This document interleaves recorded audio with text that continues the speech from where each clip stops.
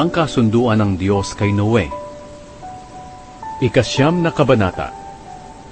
Binasbasa ng Diyos si Noe at ang mga anak niya at sinabi, magkaroon kayo ng mga anak para dumami at mangalat kayo sa buong mundo.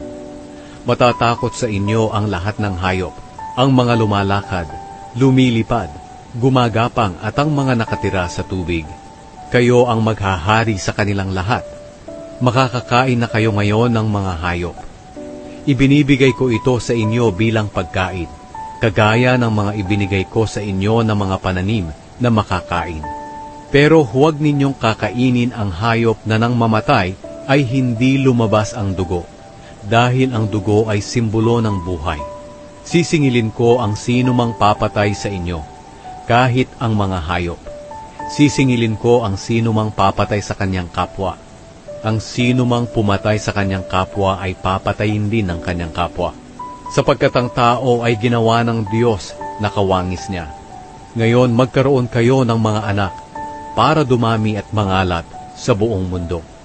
Sinabi pa ng Diyos kay Noe at sa mga anak niya, ito ang kasunduan ko sa inyo at sa mga lahi ninyo, at sa lahat ng nabubuhay sa mundo pati sa lahat ng hayop na naging kasama ninyo sa barko. Hindi ko na muling lilipulin ang lahat ng nabubuhay sa pamamagitan ng baha, at wala ng baha na mangyayari pa para malipol ang mundo. At sinabi pa ng Diyos, bilang palatandaan ng kasunduan ko sa inyo, at sa mga hayop, at sa lahat ng susunod nyo pang mga henerasyon, maglalagay ako ng bahaghari sa ulap. Sa tuwing gagawin kong maulap ang langit at lilitaw ang bahaghari, aalalahanin ko agad ang kasunduan ko sa inyo at sa lahat ng uri ng hayop na hindi ko na lilipuling muli sa pamamagitan ng baha ang lahat ng may buhay. Tuwing lilitaw ang bahaghari sa mga ulap, aalalahanin ko agad ang walang hanggang kasunduan ko sa lahat ng may buhay sa mundo.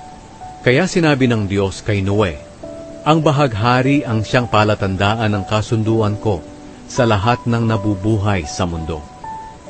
Ang mga anak ni Noe.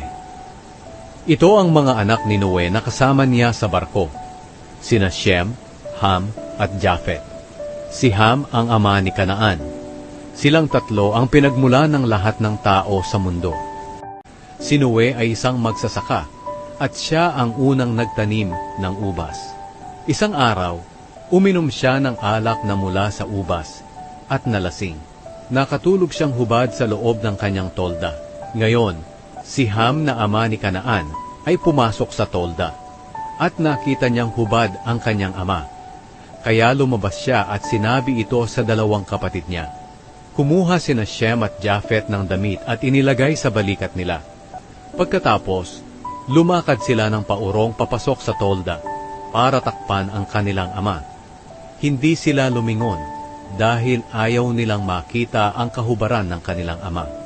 Nang mahimasmasan na si Noe sa pagkalasing niya at nalaman kung ano ang ginawa ng bunsong anak niya, sinabi niya, sumpain ka, Kanaan, maghihirap ka at magiging alipin ng iyong mga kapatid. At sinabi rin niya, purihin ang Panginoon, ang Diyos ni Shem, naway maging alipin ni Shem, si Kanaan. Naway palawakin ng Diyos ang lupain ni Japhet, at maging mabuti ang pagsasama ng mga lahi niya, at ng mga lahi ni Shem. At naway maging alipin din ni Japhet, si Kanaan.